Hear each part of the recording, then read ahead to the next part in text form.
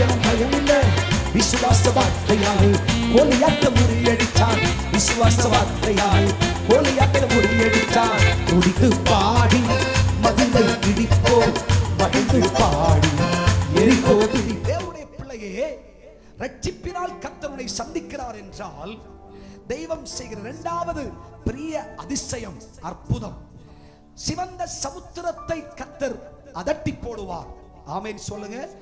காற்றே கடலே இறையாதே அமைதலாயிரு என்று சொல்லுவார். விசுவாசிக்கிறீர்களா?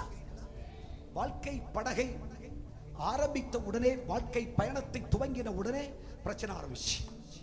வாழ்க்கை ஆரம்பிச்ச நாளது இன்னைக்கு வரைக்கும் பிரச்சனை தான்.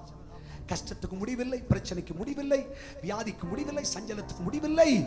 ஆனால் ஒன்று நீ மறந்து போகாதே, உன் படகில் கர்த்தராகிய இயேசு உண்டு. அவர் நித்திரை செய்து கொண்டிருக்கிறார். அவரை தட்டி எழுப்பு. அவர் கொந்தளிப்பை அடக்குவார், அதட்டுவார். ஹல்லேலூயா. காற்றே கடலே இறையாதே அமைதலாயிரு என்று சொல்லுவார். அவரை தட்டி எழுப்பு. அவர் உன் படகை ஓட்டி செல்லட்டும். அவர் படகின் பின்னணியத்தில் அல்ல, முன்னணியத்தில் இருப்பாராக. அவர் உன்னை நடத்துவாராக. அவர் உன் குடும்பத்தை நடத்துவாராக. நம் தலைமுறையை தேவன் நடத்துவாராக. நம் சபையை கர்த்தர் நடத்துவாராக. அப்பொழுது கொந்தளிப்பெல்ல கர்த்தர் அதட்டி போடுவார். கர்த்தர் பார்த்துக் கொள்வார். கர்த்தருக்கு மிஞ்சிய சமுத்திரத்தின் அலைகள் ஏது? சமுத்திரத்தை தன் கைப்பிடிக்குள்ள வைத்திருக்கிறார். கையை தட்டி கர்த்தர் மகிமைப்படுத்து. ஆமென். விசுவாசிக்கிறீர்களா?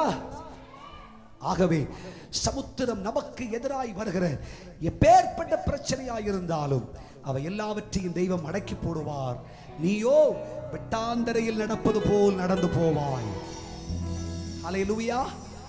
அர்த்தம் என்னவென்றால், உன் கால்கள் சறுக்காது, உன் காலடிகள் உறுதியாயிருக்கும்.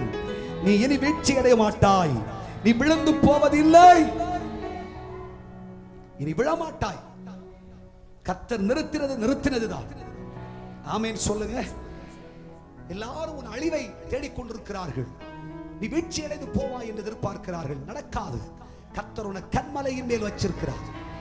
கன்மலையின் மேல் வச்சிருக்கிறார்.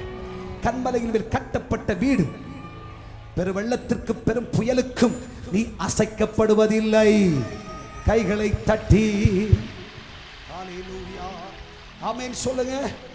துடிக்கும் தாவீதுக்கோ கொஞ்சம் பயமில்லை. விசுவாச வார்த்தையால் கோலியாத்தை முறியடித்தான். விசுவாச வார்த்தையால் கோலியாத்தை முறியடித்தான். துடித்து பாடி மதிலை இடிப்போம், மகிழ்ந்து பாடி எரிகோ துதி.